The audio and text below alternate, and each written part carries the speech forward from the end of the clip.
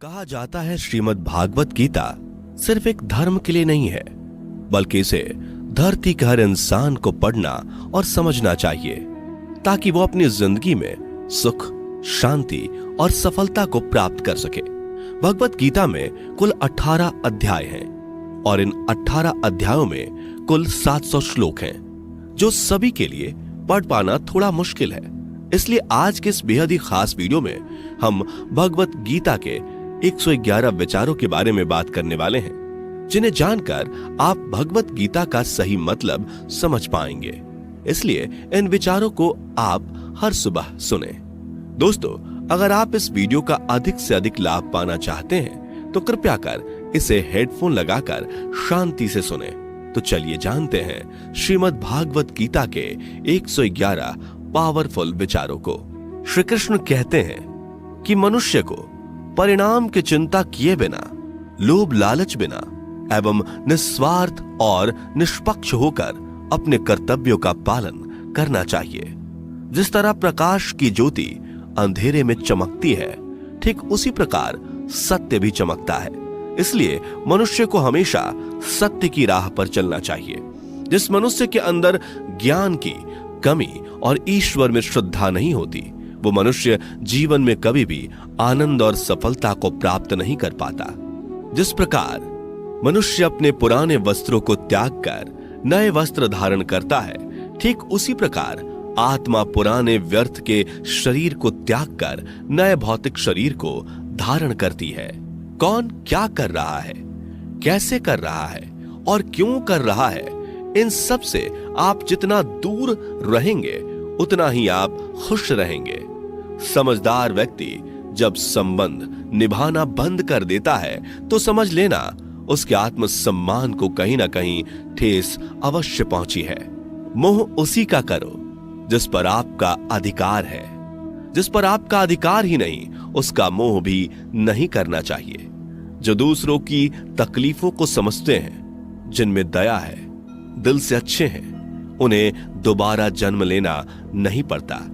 प्रबुद्ध व्यक्ति के लिए गंदगी का ढेर, पत्थर और सोना सभी समान है।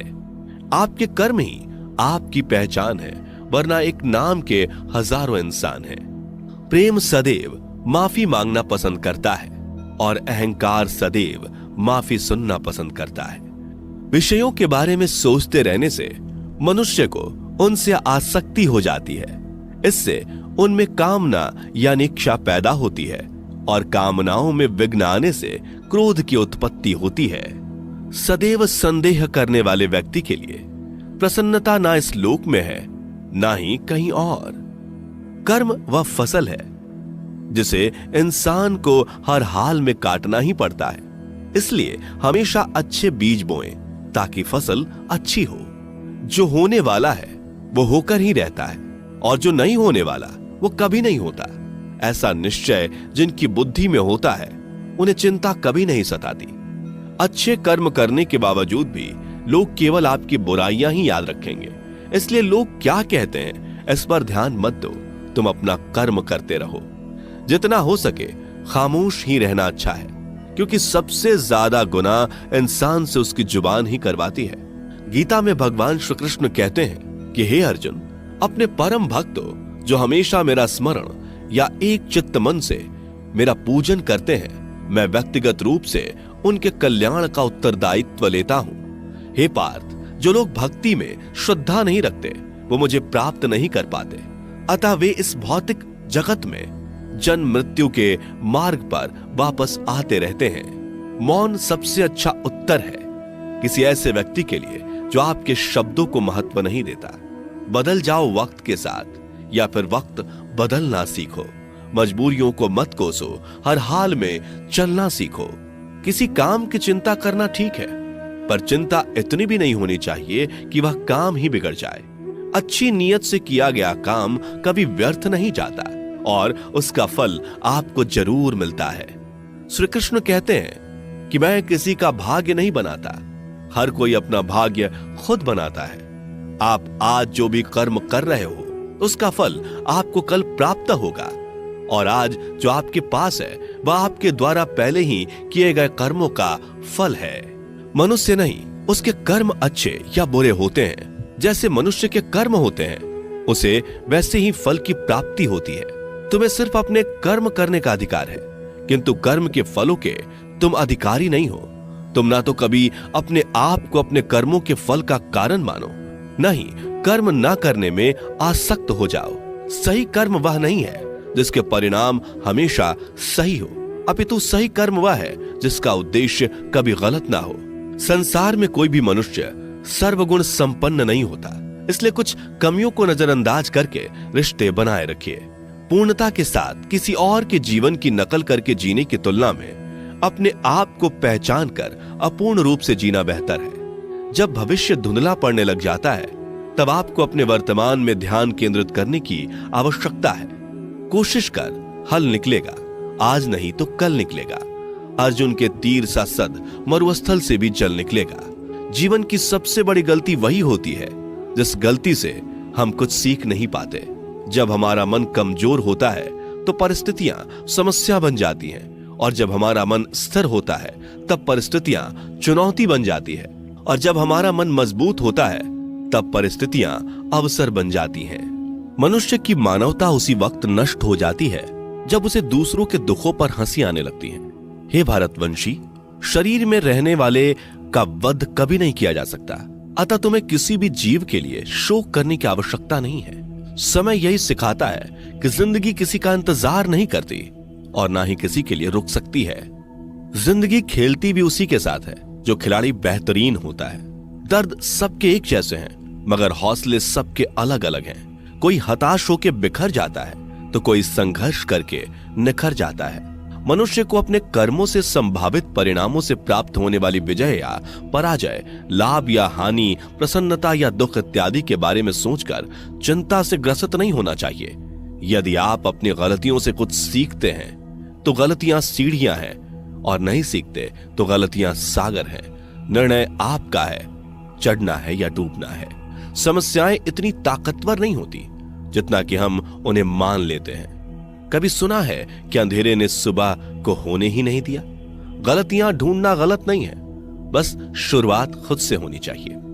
जरूरी नहीं हर बार आपके शब्दों को सही समझा जाए, इसलिए कभी कभी चुप रहना ही ज्यादा बेहतर होता है। जो जितना अधिक शांत होता है वो उतनी ही गहराई से अपनी बुद्धि का प्रयोग कर सकता है। निंदा से घबराकर अपने लक्ष्य को कभी ना छोड़े, क्योंकि लक्ष्य मिलते ही निंदा करने वालों की राय बदल जाती है। आपकी हार और जीत आपकी सोच पर निर्भर करती है, इसलिए मान लो तो हार ही होगी और ठान लो तो जीत ही होगी। सबसे समझदार और स्थिर बुद्धि वाला वही व्यक्ति है जो सफलता मिलने पर अहंकार में नहीं आता और विफल होने पर गम में नहीं डूबता। प्रशंसा हो रही हो तो ज्यादा सावधान रहने की जरूरत है। जीवन में कभी भी किसी से अपनी तुलना मत कीजिए। आप जैसे हैं सर्वश्रेष्ठ हैं। मनुष्य अपने विश्वास से निर्मित होता है। जैसा वो विश्वास करता है वैसा वो बन जाता है। जिसने मन को जीत लिया उसके लिए मन सर्वश्रेष्ठ मित्र है, किंतु जो ऐसा नहीं कर पाया उसके लिए उसका मन उसका सबसे बड़ा शत्रु बन जाता है। नकारात्मक विचारों का आना तय है, परंतु यह आप पर निर्भर करता है कि आप उन्हें कितना महत्व देते हैं। हमेशा याद रखना, बेहतरीन दिनों के लिए बुरे दिनों से लड़ना पड़ता है। जीवन में कुछ भी स्थायी नहीं है, इसलिए स्वयं को अधिक तनावग्रस्त ना करें, क्योंकि परिस्थितियां चाहे कितनी भी खराब क्यों ना हो, बदलेंगी जरूर। संसार में परेशानी देने वाली की हस्ती कितनी भी बड़ी क्यों ना हो, पर भगवान की कृपा दृष्टि से बड़ी कभी नहीं हो सकती। प्रेरणा का सबसे बड़ा स्रोत आपके अपने विचार हैं, इसलिए बड़ा सोचें और खुद को जीतने के लिए हमेशा प्रेरित करें।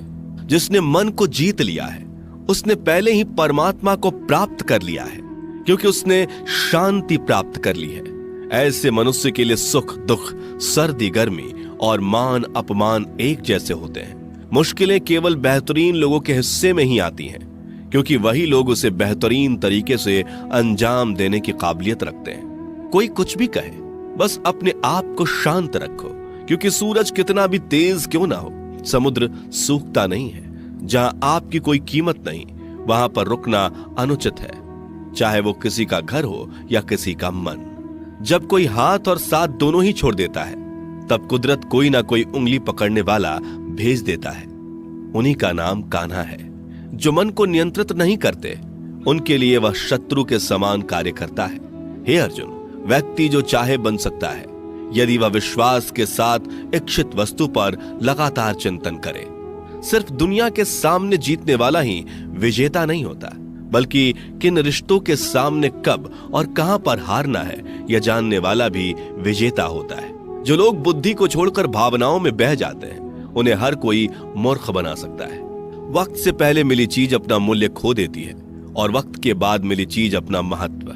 मनुष्य को अपने कर्मों से संभावित परिणामों से प्राप्त होने वाली विजय या पराजय, लाभ या हानि, प्रसन्नता या दुख इत्यादि के बारे में सोचकर चिंता से ग्रसित नहीं होना चाहिए। आत्मा पुराने शरीर को वैसे ही छोड़ देती है जैसे मनुष्य पुराने कपड़ों को उतार कर नए कपड़े धारण कर लेता है। जैसे जल में तैरती नाव को तूफान उसे अपने लक्ष्य से दूर ले जाता है, ठीक वैसे ही इंद्रिय सुख मनुष्य को गलत रास्ते की ओर ले जाता है। आपका विश्वास एक पर्वत को भी खिसका सकता है, लेकिन आपके मन का संदेह दूसरा पर्वत खड़ा कर सकता है। हमारा खुद पर विश्वास होना बहुत ही जरूरी है, क्योंकि हम अपने रास्ते पर खुद चलते हैं। वक्त कभी भी एक जैसा नहीं रहता। उन्हें भी रोना पड़ता है जो बेवजह दूसरों को रुलाते हैं। अपनी इच्छा शक्ति के माध्यम से अपने आप को नई आकृति प्रदान करें। कभी भी स्वयं को अपनी आत्म इच्छा से अपमानित ना करें। इच्छा एकमात्र स्वयं का मित्र होता है और इच्छा ही एकमात्र स्वयं का शत्रु भी। अपनी पीड़ा के लिए संसार को दोष मत दीजिए। अपने मन को समझाओ।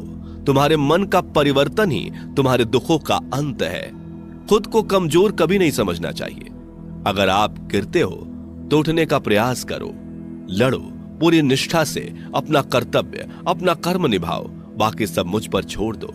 हो सकता है हर दिन अच्छा ना हो, लेकिन हर दिन में कुछ अच्छा जरूर होता है। धैर्य रखिए।